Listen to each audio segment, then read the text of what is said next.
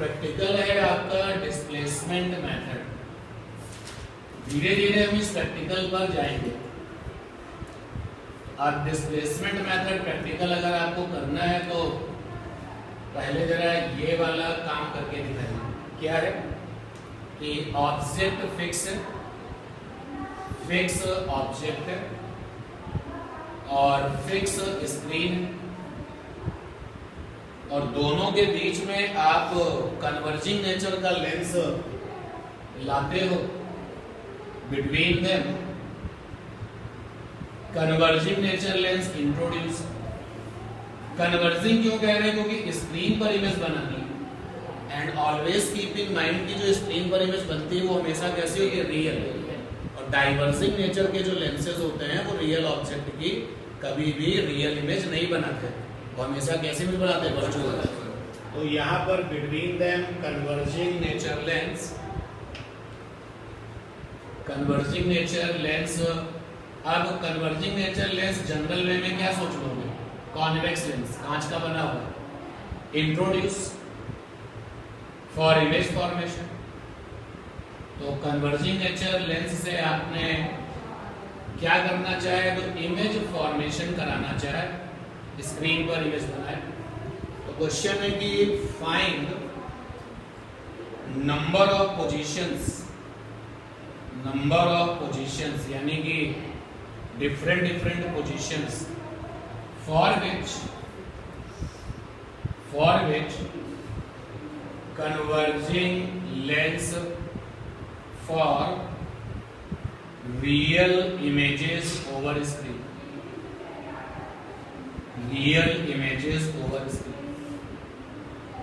ये स्क्रीन है और ये फिक्स है और ये ऑब्जेक्ट है, ये भी फिक्स है। आपके पास में है कन्वर्जिंग नेचर का लेंस, आपने कन्वर्जिंग नेचर का लेंस यहां रखा, तो क्या स्क्रीन पर इमेज आई? आंसर आया नहीं आई। फिर आपने कन्वर्जिंग नेचर का लेंस यहां रखा, स्क्रीन पर इमेज आई? आंसर आया नहीं आई। हो सकता है कि आप जो है कन्वर्जिंग नेचर लेंस की पोजीशन बार बार बदल रहे हैं और आपको सक्सेस ही ना मिले, तो आप हमको बताओगे सर हमको तो कोई ऐसी जगह मिली ही नहीं जहां के लिए क्या हो? रियल इमेज हो। सपोज कर लेते हैं किसी ने कन्वर्जिंग नेचर का लेंस यहां रखा, स्क्रीन पर रियल इमेज आई, यहां आ गई। देखो ये हो गई पहली पोजीशन कि इस जगह पर कन्वर्जिंग लेंस को रखेंगे तो स्क्रीन पर रियल इमेज बनेगी।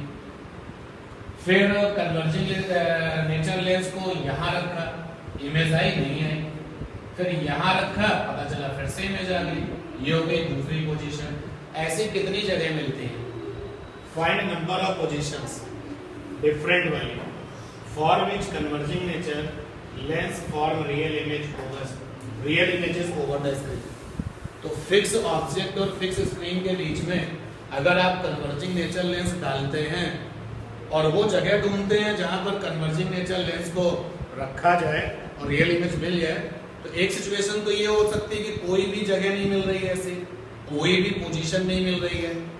भाई कुछ लोग कह सकते हैं कि सर हमने तो बहुत बार ट्राई किया है लेकिन हमको तो कन्वर्जिंग नेचर लेंस की ऐसी कोई जगह नहीं मिली कि जब स्क्रीन पर रियल इमेज मिले, तो उनका आंसर क्या हो जाएगा? No position.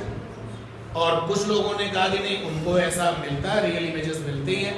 तो कितनी जगह ऐसी हो सकती हैं पॉसिबल जहां पर कन्वर्जिंग नेचर लेंस को रखा जाए और रियल इमेजेस मिल जाए? ठीक है ना? क्वेश्चन क्लियर है ना? इस क्वेश्चन का जो आंसर है केवल दो डिफरेंट पोजीशंस पॉसिबल होती हैं। Only two different position possible for. अब डिस्प्लेसमेंट मेथड में जो स्क्रीन है वो रियल इमेज मांगेगी, तो लेंस हमेशा कैसा होगा? कन्वर्जिंग होगा। बार बार क्यों? इस बात पर हम लोग ध्यान दें। तो only two different position possible for using lens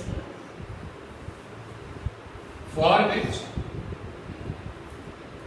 real images form over the screen, real images form over the screen. दो से ज्यादा जगह नहीं मिलती केवल कितनी जगह मिलती है? दो। तो मैं प्रूव करता हूं आपके लिए कि ये दो जगह ही क्यों मिलती है, दो से ज्यादा क्यों नहीं मिलती।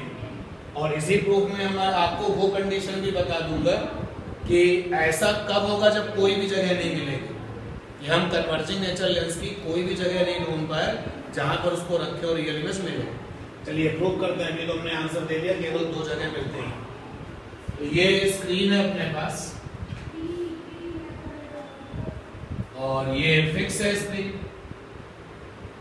और ये ऑब्जेक्ट है, ये भी फिक्स है। केवल मोशन करता है, डिस्प्लेसमेंट करता है लेंस, इसीलिए इसका नाम क्या है? प्रैक्टिकल का डिस्प्लेसमेंट मेथड। तो हमने भाई लेंस को यहां रखा और इस लेंस की फोकल लेंथ f है, ऑब्जेक्ट फिक्स है, स्क्रीन फिक्स है, इनके बीच की डिस्टेंस कैपिटल डी। तो कैपिटल डी जाना पहचाना पैरामीटर होने वाला है। कैपिटल डी का नाम क्या है? Distance between object and screen, या फिर ऐसा भी कह सकते हो ऑब्जेक्ट एंड इमेज, क्योंकि स्क्रीन पर क्या बनेगी? इमेज बनेगी। तो कैपिटल डी एक जाना पहचाना यहाँ पैरामीटर होने वाला। तो हमने कहा कि भाई लेंस को हमने यहाँ डाला और रियल इमेज मिल गई, रियल इमेज मिल गई है। ये रहा आपका डिस्टेंस ऑफ ऑब्जेक्ट u, और ये हो गया distance of image d minus u। बोलो यस सर। ठीक, तो अब गॉस का फार्मूला लगाया हमने। हमें पता करना है कि u की कितनी वैल्यूज आती हैं। सोचो अगर u की 3 वैल्यूज आ जाए डिफरेंट, इससे क्या मैसेज आ रहा है? 3 पोजीशन से। अगर u की 2 वैल्यूज आ जाए तो इससे मैसेज क्या आ रहा है? 2 डिफरेंट पोजीशन है। और अगर u की सिंगल वैल्यू आ जाए तो इसका मतलब है एक पोजीशन है। तो हम u को सॉल्व करेंगे, u के लिए इस पूरी की पूरी इक्वेशंस को सॉल्व करेंगे। गॉस लॉ अप्लाई किया, 1/v 1/u, ये तो साइन मांगता है भैया। तो अपने आप पता है कि वो लेंस पर स्क्रीन पर इमेज बनाने का केवल और केवल काम कौन सा लेंस करता है? कन्वर्जिंग। तो यहाँ पे प्लस का है, रियल इमेज का v हमेशा कैसा होता है? Plus in case of the lens, और u कैसा होगा? हमेशा माइनस। ठीक है, यहां से आया 1/f। देखिए सारे बड़े बच्चे d minus u, u LCM हो गया, ये बीच का साइन प्लस हो जाएगा, ये आ जाएगा u plus d minus u। Cross multiply करो, ये आ जाएगा d माइनस u साथ में u is equal to ft। ये हो गया du माइनस का u स्क्वायर बराबर ft, 0 बराबर u स्क्वायर माइनस का du प्लस का ft। तो रिजल्ट आया u स्क्वायर माइनस का du प्लस का ft बराबर 0। अब चेक द इक्वेशन। अगर कोई इक्वेशन इस शक्ल का है ax square plus bx plus c, तो सॉल्व करने पर मैक्सिमम x की वैल्यू मिलती है कितनी? 2। Now check the situation. ये जो इक्वेशन है वो u में कैसा है? क्वाड्रेटिक है। क्योंकि ये इक्वेशन u में क्वाड्रेटिक है, इसलिए इसको सॉल्व करने पर मैक्सिमम u की 2 डिफरेंट वैल्यूज मिल सकती हैं, एंड दैट इज व्हाई मैंने आंसर ये आपको दिया। ठीक है ना? तो यहाँ पर क्या है कि दिस इज, आप नोट कर सकते हैं अब, this is quadratic equation in u, so it can give maximum 2 different values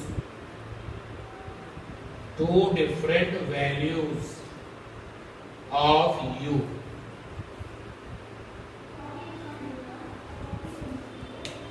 heading displacement method है, लेकिन इसमें छोटे बड़े मिला के कई सारे क्वेश्चंस है। एक्चुअल डिस्प्लेसमेंट मेथड करता क्या है वो भी पता चल पाएगा, लेकिन डिस्प्लेसमेंट मेथड के लिए आपको ये बेसिक्स पहले पता कर लो कि क्या क्या है। क्योंकि ये इक्वेशन u में क्वाड्रेटिक है, इसलिए इसको सॉल्व करने पर u की मैक्सिमम 2 डिफरेंट वैल्यूज मिल सकती हैं। इसका मतलब लेंस की मैक्सिमम 2 डिफरेंट पोजीशंस मिल सकती हैं, जिसके लिए वो रियल इमेज दे सकता है। अच्छा, अगर आप किसी क्वाड्रेटिक इक्वेशंस के ऊपर ये बाउंडेशन लगा देते हो तो भाई आपको दो डिफरेंट वैल्यू देनी है। ये इक्वेशन है क्वाड्रेटिक ax² + bx + c = 0, तो x की दो डिफरेंट वैल्यूज चाहिए, x की दो डिफरेंट वैल्यूज चाहिए। अगर आप x की दो डिफरेंट वैल्यूज चाहते हैं तो क्या रिजल्ट आता है, b² - 4ac, क्या बोलते हैं इसको, डिस्क्रिमिनेंट। तो डिस्क्रिमिनेंट यानी b² - 4ac > 0, ये कंडीशंस होती है। और अगर आप चाहते हैं कि x की दोनों वैल्यू सेम होनी चाहिए, अगर आप ये कहते हो कि x की दोनों वैल्यू सेम होनी चाहिए, दोनों वैल्यू सेम, तो आपका ये जो डिस्क्रिमिनेंट है b² - 4ac = क्या होता है, 0। अगर आप बोलते हो कि x की वैल्यू नहीं चाहिए, यानी कौन सी वैल्यू, इमेजिनरी वाली, जो होता ही नहीं है भाई, जो चीज इमेजिनरी है उसके लिए आप क्या बोलोगे, वो तो रियल में है ही नहीं। और जब आप बोलते हो कि x की वैल्यूज इमेजिनरी हो यानी रियल में ना हो, तो फिर आपका b² - 4ac < क्या होता है, ये जो आपका क्वाड्रेटिक इक्वेशंस का फंडा है आप यहाँ अप्लाई कर दीजिए। आपके पास में क्वाड्रेटिक इक्वेशन है u² - du प्लस का fd = 0। थोड़ा देख लें इसको, अगर आप बिजी हैं तो जितना आपका इधर वाला काम तो पूरा हो चुका होगा ना, थोड़ा देख लें। अब अगर हमने कहा कि नहीं हमको तो u की दो डिफरेंट वैल्यूज चाहिए, तो for different values of u, different values of u, discriminant b² 4ac should be > 0। ये जो x² के साथ है वो a है, x के साथ है जो वो b है, और ऐसा टर्म जिसमें x है ही नहीं वो c है। सिमिलरली यहाँ पर जो u² के साथ है वो क्या है, a है, a की वैल्यू क्या हो गई 1, और जो x के साथ है वो b है। यहाँ पे इक्वेशन u में है, u के साथ जो है वो b मींस -b का होल स्क्वायर। c x का जो x के साथ जो टर्म नहीं है वो c है, तो यहाँ पे u के साथ जो टर्म नहीं है वो c है, तो यहाँ पर fd आ गया। तो d² - 4fd > 0, d² > 4fd, d क्या 4fd। अब मैंने जो है ये पूरी की पूरी सेटिंग अलग अलग बच्चों के लिए अलग अलग सेट करी है। कोई बच्चा कह रहा कि सर हमको दो डिफरेंट पोजीशंस मिल गई हैं, यानी कि उसका कैपिटल D 4f से क्या होगा, बड़ा होगा, तभी उसको दो डिफरेंट पोजीशन मिली है। अब अगर हम बात करते हैं कि नहीं हमको तो केवल एक वैल्यू चाहिए, यार अगर x की दोनों वैल्यू सेम होंगे तो एक्चुअली वो क्या होंगे, एक वैल्यू तो होगी ना। इसके लिए जरा देखिए, फॉर सिंगल पोजीशन अगर हमको एक ही वैल्यू चाहिए तो आप लिखोगे b² - 4ac = 0। सारा प्रोसेस फिर से अप्लाई करो। 4a means f, c means a means 1, c means fd, यहां से आ जाएगा d² 4fd, यहां से d बराबर क्या हो जाएगा 4। अगर कुछ बच्चे हमसे ये कहते हैं कि सर हमको तो केवल एक ही पोजीशन मिल रही है, तो उनका स्क्रीन और उनका ऑब्जेक्ट कितने डिस्टेंस पर है, 4f। और उनके लिए जरा बात कर लेते हैं जिन्होंने ये कंप्लेंट करी है कि उनको कोई भी पोजीशन नहीं मिल रही है, कोई भी पोजीशन नहीं मिल रही है, यानी रियल में कुछ मिल ही नहीं रहा आपको, स्क्रीन पर इमेज नहीं बन पा रही है, ये वाला केस हो जाएगा। तो for no position, for no position तो आपके लिए b² - 4ac < 0, यहाँ पर आ जाएगा माइनस का d whole square, a means 1, c means fd < 0, d² minus का 4fd < 0, d² < 4fd, d < 4। तो जिन बच्चों ने इस एक्सपेरिमेंट में ये कंप्लेन की है कि उनको तो कोई भी पोजीशन नहीं मिल पा रही, तो उनका जो कैपिटल D है वो 4f से क्या छोटा। इसलिए जब आप प्रैक्टिकल करने जाते हैं, अब आप प्रैक्टिकल करने गए, ये पूरा का पूरा जो डिस्प्लेसमेंट मेथड है उसके सेटअप को ऑप्टिकल बेंच कहा जाता है। तो ऑप्टिकल बेंच में ही तुमको ऑब्जेक्ट मिलेगा जो कि फिक्स होगा, स्क्रीन मिलेगा वो भी फिक्स होगा, बीच में लेंस को मूव कराना पड़ता है। तो अगर आपको ये प्रैक्टिकल करना है तो आपको सक्सेस होना है, तो सक्सेस होने के लिए कैपिटल डी 4F से क्या हो, बड़ा। लेकिन जब आप ऑप्टिकल बेंच के पास गए तो लेंस की फोकल लेंथ आपको पता ही नहीं है, तो आप कैसे श्योर हो गए कि कैपिटल डी 4F से बड़ा है? एक सजेशन आता है जितना ज्यादा से ज्यादा ऑब्जेक्ट और स्क्रीन डिस्टेंस मेंटेन कर सके उतना आप मेंटेन कर दो। जब आप मैक्सिमम डिस्टेंस मेंटेन कर दोगे तो आपने कौन सी कंडीशन अचीव कर ली होगी, ये नहीं, ठीक है ना।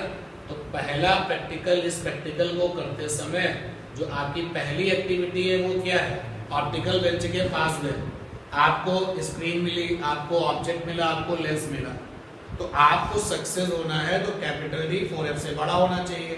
अगर आपको लेंस का फोकल लेंथ बता दिया जाए तो बहुत अच्छी बात है, लेकिन वो बताएगा नहीं, क्योंकि डिस्प्लेसमेंट मेथड में आखिरी में जाकर के जो लेंस हम इस्तेमाल करते हैं हम उसी की फोकल लेंथ निकालते हैं। तो आपको लेंस की फोकल लेंथ पता नहीं तो आप कैसे श्योर होगे कि कैपिटल डी 4F से बड़ा है? तो जितना मैक्सिमम आप ऑब्जेक्ट और स्क्रीन को रख सकते हो उतना मैक्सिमम डिस्टेंस आप मेंटेन कर दो और फिर प्रोसेस शुरू कर लो, आपको सक्सेसफुली 2 पोजीशंस मिल जाएंगी, ठीक है। नोट करिए आइए। तो अगला क्वेश्चन है आपका डिस्प्लेसमेंट मेथड से ही कनेक्टेड है। आप देख सकते हैं कि क्वेश्चन को कहानी में ना लिखा करके हमने डायग्राम में कन्वर्ट किया है।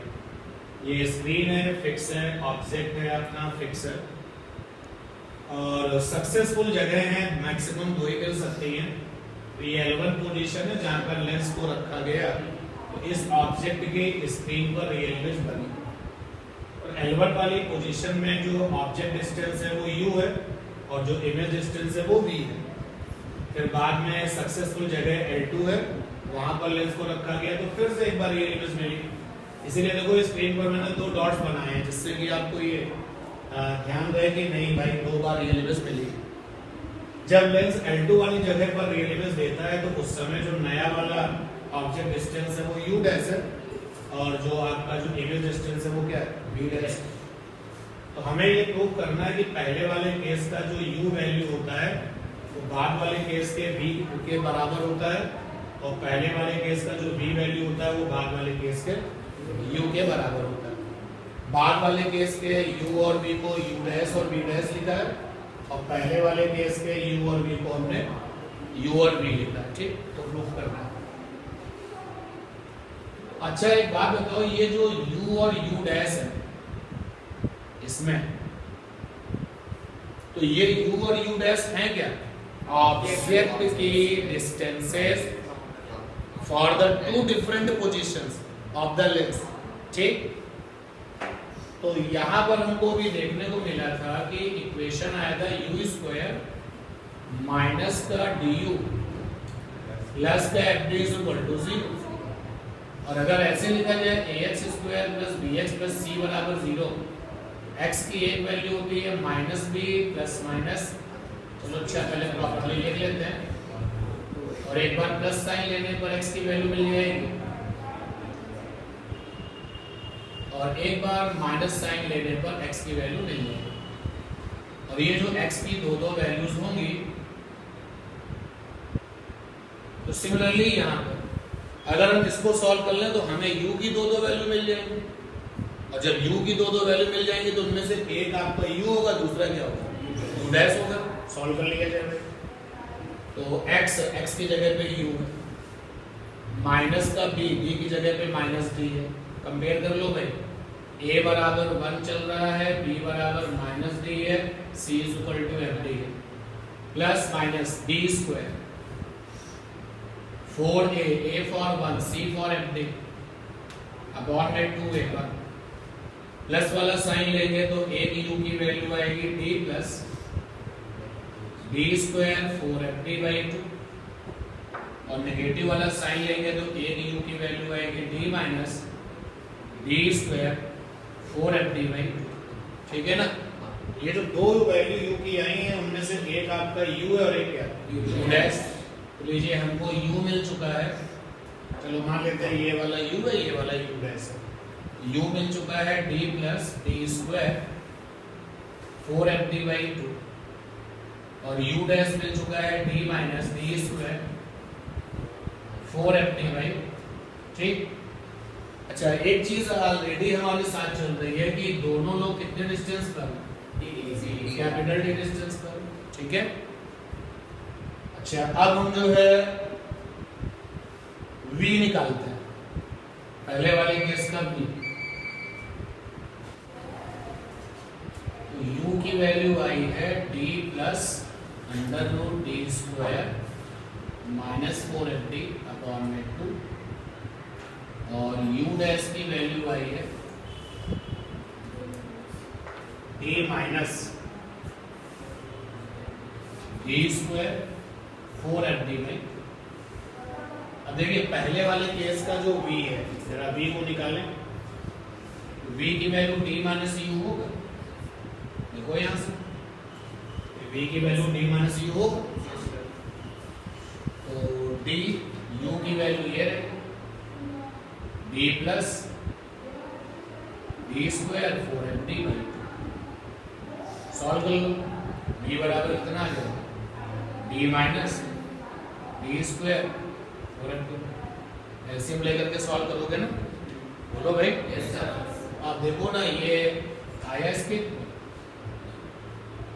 यानी v की वैल्यू और u डैश की वैल्यू सेम टू सेम है। यस। अब चलते जरा v डैश निकालते हैं। v डैश देख लो आप, चलो मैं निकाल लेता हूँ। v is equal to 2d minus का d डी स्क्वायर 4fd/2 क्या है d minus D square 4fd/2। अब तो क्लियर हुआ। यहां से आ गया d minus D square 4fd/2। इन दोनों को अगर आप देखें, ये दोनों लोग वैल्यू वाइज सेम है। अब चलते हैं v डैश निकालते हैं। v डैश कैसे निकलेगा, d minus u dash, same situation. v dash के लिए d माइनस u डैश, तो v dash d u dash की वैल्यू ये d minus D square 4fd/2 direct लिख सकते हैं। क्या आएगा d plus D square 4fd/2।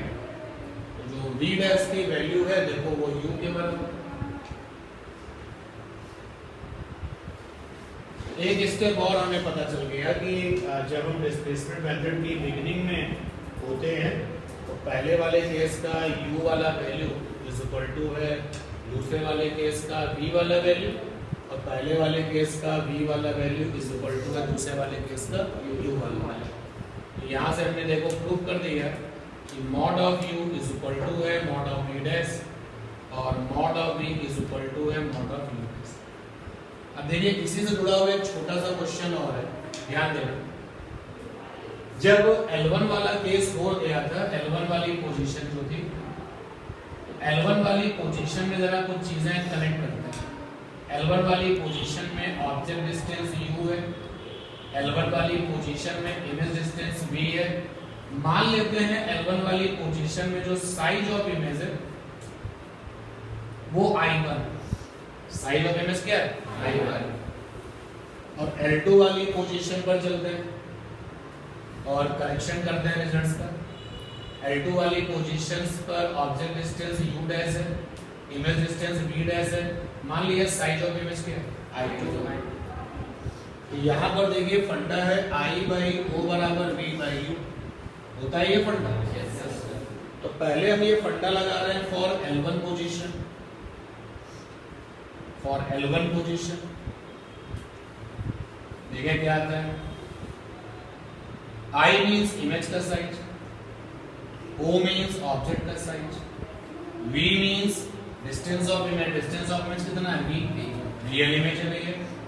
इस फार्मूले में भी साइन चलता है। रियल इमेज का V कैसा होता है, U means object distance, distance of object कितना है UV। तो वैल्यू बोलोगे तो वैल्यू लिख दीजिएगा। ये इक्वेशन बना। इसी फंडे को लगाते हैं for N2 position, for N2 position. तो I2 ऑब्जेक्ट तो वही होगा ना, ऑर्डर का साइज वही हो रखा। V mean distance of image, तो दूसरे वाले केस में V डैश, तो यहां पर आ गया V dash. U means object distance, तो ये U डैश है। हमने इन दोनों इक्वेशंस को मल्टीप्लाई कर दिए, बी केयरफुल। तो जो लेफ्ट हैंड है वो तो हो गया I1 by U into I2 by U, और जो राइट हैंड है वो देखो क्या हो गया V by U into V dash by U dash. जो साइन है वो मल्टीप्लिकेशन से क्या हो जाएगा, प्लस। अब जरा देखो भाई, जो V की वैल्यू है वो किसके इक्वल है, U डैश के। तो जो V की वैल्यू है वो U डैश के इक्वल है, तो ये आपस में कैंसिल हो जाएंगे। और जो U की वैल्यू है वो किसके इक्वल है, V डैश के, ये आपस में कैंसिल हो जाएंगे। इज इक्वल टू में क्या आ गया ऊपर, तो यहां से I1 I2 is equal to क्या हो गया, O स्क्वायर। तो यहां से root I1 I2 is equal to आ गया क्या, O means size of object. तो ये रिजल्ट भी अपने आप में क्वेश्चन है, और इस रिजल्ट पर कई सारे न्यूमेरिकल्स भी, ठीक है, हो गया। ये डायग्राम तो बन चुका है आपको, कंटिन्यू करो।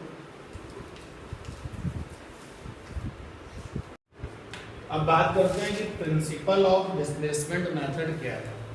तो प्रिंसिपल ऑफ डिस्प्लेसमेंट मेथड केवल यही टास्क रहता है, ये जो यूजिंग लेंस है इसकी फोकल लेंथ क्या होगी, ठीक है ना, तो उसको निकालते हैं। ये जो है आपका small D, that is the shifting of lens. Capital D क्या है, distance between object and screen या इमेज भी कह सकते हो। और स्मॉल डी क्या है, सक्सेसफुल पोजीशंस के बीच का जो शिफ्टिंग था, shifting of lens. L1 position पर रियल इमेज बनी थी, L2 पर भी रियल इमेज बनी थी, these two positions are the successful, और इनके बीच का जो डिस्टेंस है वो स्मॉल डी। अगर आप देखिए U की वैल्यू और V की वैल्यू प्लस की जाए तो क्या कैपिटल D होगा, ठीक है ना, इक्वेशन बना गया। और ये भी नोटिस करिए कि अगर U डैश की वैल्यू से U की वैल्यू माइनस की जाए तो स्मॉल d होगा, U डैश की वैल्यू से U कर दें माइनस तो स्मॉल d होगा। और ये आपको अभी थोड़ी देर पहले पता चल चुका है कि मॉड ऑफ U जो है वो किसके इक्वल होता है, मॉड ऑफ V डैश, और mod of V is equal to mod of U dash. तो यहाँ पर जो U डैश है, U डैश की जगह पे मॉड ऑफ V लिख सकते हैं, स्मॉल d इक्वेशंस। अभी जो दोनों इक्वेशन है फर्स्ट एंड सेकंड, अगर आप इसको सॉल्व करें तो सॉल्व करने पर आएगा mod of V D plus D by 2, और मॉड ऑफ U सॉल्व करने पर आएगा D माइनस D बाई 2, ठीक है ना, सिंपल इक्वेशन है, सॉल्व हो जाएगी। Now we consider the using lens having the focal length f, use the Gauss formula 1 by f 1 by v 1 by u। यहाँ तो साइन चलता है, अब यहाँ पर हमारे लिए f कैसा है, अननोन है, उसका साइन तो लेना नहीं है। v की वैल्यू ये है, लेकिन यहाँ पर ये क्या लगेगा, साइन के साथ, तो रियल इमेज है तो प्लस में b प्लस डी बाई 2, और u की वैल्यू ये है, यहाँ पर तो साइन के साथ आएगा d minus D by 2, 1 by f 2 upon d plus D, और ये प्लस का 2 upon d minus D, 1 by f d plus D d minus D, कितना आ जाएगा, d minus D d plus D, ये कैंसिल हो गए। f इज इक्वल टू आ गया d square minus D square upon 4 capital D। During the experiment capital D तो हमें known value होती है ना, कि फिक्स ऑब्जेक्ट फिक्स स्क्रीन। और जब आप प्रैक्टिकल करोगे तो L1 वाली पोजीशन तो तुम्हें सर्च करनी पड़ेगी, वहां पे मार्किंग कर लोगे ये L1 है। ऑप्टिकल बेंच जो होती है उसमें आप मार्किंग कर सकते हो कि इस जगह पर लेंस था तब रियल इमेज बनी थी। फिर नई जो जगह है L2 उसके लिए भी आप मार्किंग कर सकते हो। और ऑप्टिकल बेंच में इन दोनों मार्किंग के बीच का जो डिस्टेंस है, जो गैप है, उसको रीड करने के लिए क्या लगा होता है, स्केल। स्मॉल डी भी आपके लिए क्या होगा, नोन हो जाएगा। तो capital D known, small D known, तो फिर फोकल लेंथ भी नोन हो जाएगा। और यही फार्मूला कहलाता है प्रिंसिपल ऑफ डिस्प्लेसमेंट मेथड। इस फार्मूले का यूज करके हम यूजिंग लेंस की फोकल लेंथ कैलकुलेट करते हैं। ठीक, कंप्लीट हुआ।